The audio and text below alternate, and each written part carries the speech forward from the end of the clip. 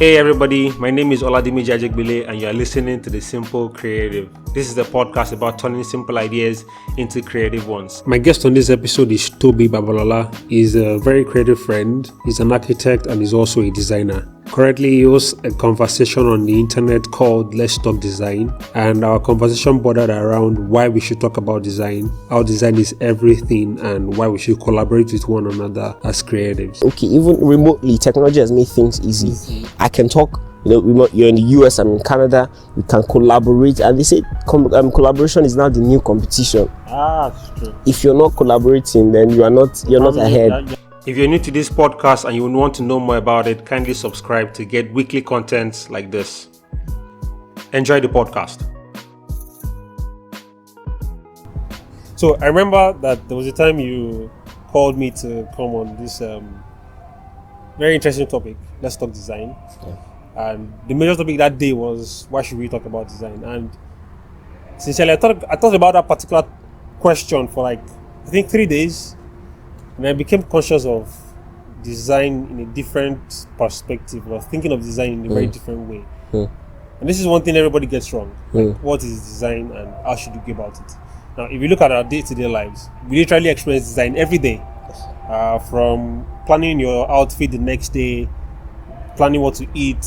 Like, if you can actually draw a plan of something and see how it would go, it is I think design. that's design. Yeah. So, design is basically planning. But to your own understanding now, what do you think design is, and why should we talk about it? Okay. First of all, I will first say thank you for honoring the invite to be part of the last discussion. No problem. Design, like you said, is everything. And a colleague of mine in the office said, if everything was created and everything was designed, then it means we should talk about everything. It means we should talk about design. And when we talk about design, we talk about everything. Okay. So everything we can think of. Is it our life?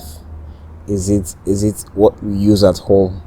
Is it what we wear? We consciously or subconsciously design everything down to the choice of colors of everything we pick. So design encompasses everything. We can just remove design and replace it with everything. So why should we talk about everything? So I think it was Beckham Lawrence on Twitter that suggested that until we realize that design is manifested beyond the physical and the visible, then we'll realize that we actually need to talk about design. Design is beyond visuals. It's beyond what we just see. Sometimes they say what you don't see is more powerful than what you see. So now, I like the parts of design where we get to talk about things that we do not see. Okay. Because I feel things that we do, the psychology of things, because the experience you get, the feeling, the things that you don't notice, but then you notice, your subconscious mind notices. That's like the most important. I feel we should talk about both. Take for example, the way we're talking now, you can see my expressions, you can see my gestures. Unlike if we're just talking over Skype, there's some feeling. Hide. Thank you.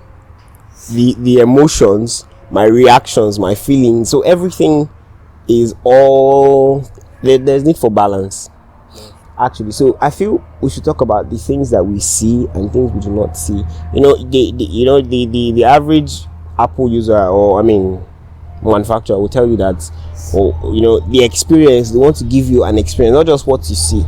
If you're just moved, they say we are usually moved by what we see. Yeah, that's true. But what will keep us is not just what we see. What will keep you to your iPhone is not just the design and the outlook of the iPhone. It's beyond the experience, the user experience, the feeling. Do you know that the eye is just one of the senses? I feel we've been talking about the importance of design. Now, why should we now talk about these things? If we continue now, we'll keep talking about the beautiful aspects of designs and creation. So let's eat the nail on the head. Why? Why talk about design? Yeah, they say an island. No one tree cannot make a forest. Now, the way you see things is different from the way I see things. How Let's Talk Design started was in the office when my boss just told me, go and gave everyone an assignment. Go and look for a particular architect, study about him, come back to the office, make a presentation. And actually took the pain and to read, to detail. That's something that I would usually not do in a workplace. So I did that. I was finding different ideas, how they think, their mind, their company, and we all go back to the office. And then I was listening to different people's idea, and I was inspired. And I wish that continued. Like every time, because I saw a whole new world of how someone thinks. I was exposed to the mind of someone. That's true.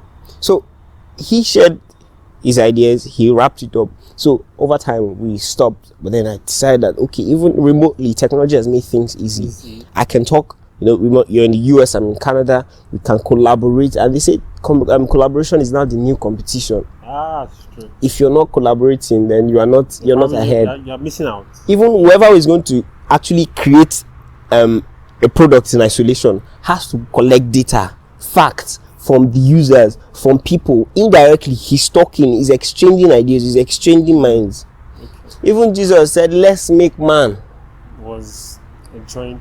A joint. Now, there's something I read in John C. Maxwell's book that is always good to pick other people's brain. Like, my brain is too small enough to just fat up something. Just not to be so big about design. Design includes a fashion designer, a barber, a stylist, a makeup artist.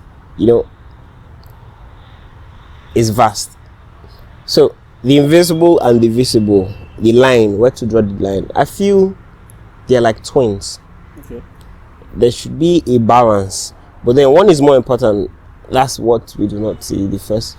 But I feel we need balance. Okay. Both of them. Because if you actually leave out one for one, so it's now it now depends on the designer to know when to. Because okay, for example, I can just draw a line on a paper, and I tell you, look at that line. What do you see? You keep hearing different things. I'll now tell you the explanation of that line. By the time I break it down for you, you'll be like, so I'm the one that is blind, that I couldn't see it. But then there are two ways to that. Design should be such that the person that sees it should be able to understand, get the idea by just by looking at it to a level before the artist or the designer now comes and then gives an in-depth. Because you see painters, you see artists, they will just draw something abstract, and what do you see? Before they will not tell you their thought process and their idea. So there should be a balance. You should be able to see something and appreciate it and see the intention of the designer, and then also there is the deeper part that the manufacturer will not hit. That's why even sometimes we don't know our full potential. We don't know the hidden potentials that we as man have until we now ask the manufacturer, Papa, tell me the invisible parts of me that I do not see yet, the deep parts of me that I do not see yet. Do you understand? Yeah, I do. So there's the place for the physical, there's a place for, how do we realize our gifts and talents and where we want to focus? We study what we do, the patterns, what we see, what we see ourselves doing. That physical is just like things are inbuilt, comes from within, but it's deeper. And that's why we have to now, return back to our manufacturer and say, Daddy, tell me the deeper, the invisible part, so that it can be made visible. So it can have more meaning. More meaning.